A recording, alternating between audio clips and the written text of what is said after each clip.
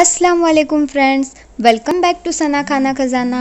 आज मैं आपके लिए vitamin, iron, protein and zinc से भरपूर न्यूट्रिशियस लड्डू की रेसिपी लेकर आई हूँ। ये लड्डू न्यूट्रिशियस होने के साथ साथ बहुत ही ज़्यादा टेस्टी बनते हैं और इसमें हम गुड़ या शुगर का इस्तेमाल नहीं करते, इसलिए ये लड्डू हम डायबिटीज़ के पेशेंट को भी दे सकते हैं और ये उनके लिए बहुत ही फ़ायदेमंद है। और अब तो बारिश का मौसम शुरू हो चुका है और बारिश के मौसम में वायरल इन्फेक्शन होने का बहुत ज़्यादा खतरा होता है, तो ये इम्यूनिटी बूस्टिंग लड्डू खाकर हम वायरल इन्फेक्शन से भी बच सकते हैं। तो चलिए इसे बनाना शुरू करते हैं। तो सबसे पहले हम एक कढ़ाई को गर्म होने के लिए रख देंगे। उसके बाद हमें उसमें 100 ग्राम बादाम मिलाने हैं और इसे लो फ्लेम पर हमें ड्राई रोस्ट करना है, जिसकी वजह से इसमें जो मॉइस्चर होता है वो दूर हो जाता है और उसमें जो नेचुरल ऑयल होते हैं वो एक्टिवेट होना शुरू हो जाते हैं। बादाम में विटामिन, प्रोटीन और कैल्शियम बहुत ज़्यादा क्वांटिटी में होता है, जो बोन्स के लिए ज़रूरी होता है और बादाम मेमोरी को भी स्ट्रॉन्ग करता है। बादाम ड्राई रोस्ट हो चुके हैं, अब हमें उन्हें निकाल लेना है। उसके बाद हम 100 ग्राम अखरोट को भी उसी तरह से ड्राई रोस्ट करेंगे। अखरोट में omega 3, omega 6, omega 9 fatty acid होते हैं और अखरोट ब्रेन ग्रोथ के लिए भी बहुत ज़्यादा ज़रूरी होता है, लेकिन बच्चे इसे खाना पसंद नहीं करते, तो हम इसके लड्डू या फिर वड़ी बनाकर हम बच्चों को दे सकते हैं। और ये अखरोट भी हमारे रोस्ट हो चुके हैं। उसके बाद हमें लेने हैं काजू, ये भी मैंने 100 ग्राम लिए हैं और इसे हमें 2 से 3 मिनट तक ड्राई रोस्ट करना है। काजू में बहुत सारे इसेंशियल मिनरल्स होते हैं जो बॉडी के लिए बहुत ज़्यादा ज़रूरी होते हैं। आप अपने पसंद के हिसाब से इसमें पिस्ता, पीनट्स और दूसरे भी ड्राई फ्रूट्स मिला सकते हैं। अब हमें उसी कढ़ाई में 4-5 लौंग को गर्म कर लेना है। लौंग सर्दी, कफ के लिए बहुत ही अच्छे होते हैं। अब हमें इसमें 1 टीस्पून मेथी दाना मिलाना है। ये भले ही कड़वा होता है, लेकिन ये डायबिटीज़ के पेशेंट के लिए बहुत ही ज़्यादा अच्छा होता है। आप चाहे तो इसमें 2 चम्मच मेथी दाना भी ऐड कर सकते हैं।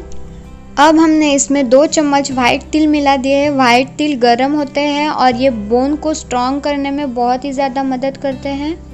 इसमें इसेंशियल न्यूट्रिएंट्स भी होते हैं और आप यहाँ पर 2 टीस्पून खसखस भी ऐड कर सकते हैं, क्योंकि खसखस में जिंक होता है। ये रोस्ट हो चुके हैं, अब हम इसे एक प्लेट में निकाल लेते हैं। ये हमारे ड्राई फ्रूट्स अच्छी तरह से ड्राई रोस्ट हो चुके हैं और ठंडे भी हो चुके हैं। अब हमें इसे मिक्सी के जार में डाल देना है और इसे ग्राइंड कर लेना है। आप अपने पसंद के हिसाब से इसे बारीक या मोटा पीस सकते हैं। ये देखिए, हमने इसे दरदरा सा पीस लिया है।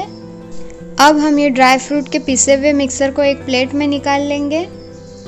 उसके बाद हमें लौंग, तिल और मेथी को भी इसी तरह से मिक्सर में पीस लेना है। तो ये देखिए, इसे भी हमने अच्छी तरह से पीस लिया है।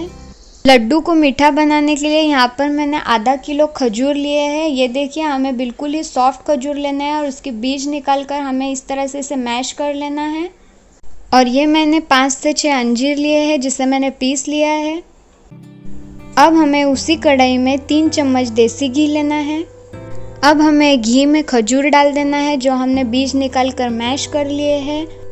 आप चाहे तो कम घी का भी इस्तेमाल कर सकते हैं, 1 टीस्पून या 2 टीस्पून घी का भी इस्तेमाल कर सकते हैं। अब हमें इसे घी में अच्छी तरह से इस तरह से मिक्स कर लेना है। अब हम इसमें मैश किए हुए अंजीर डाल देंगे और इसे भी मिक्स कर लेंगे।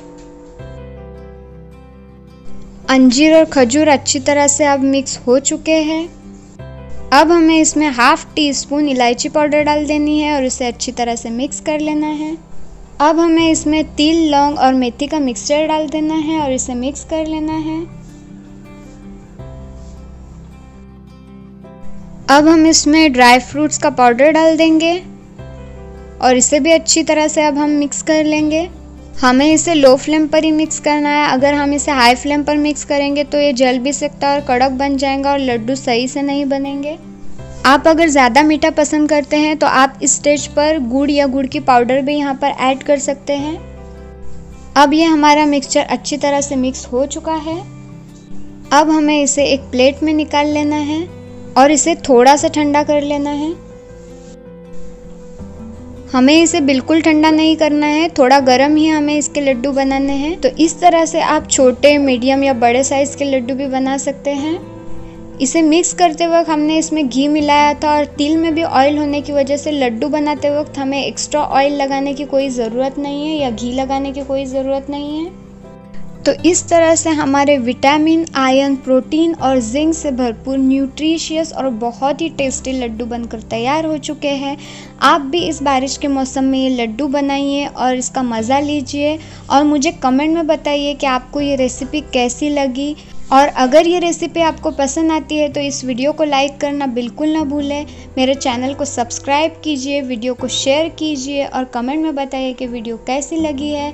अब मैं मिलूँगी आपको एक नई रेसिपी के साथ, तब तक के लिए अल्लाह हाफिज़।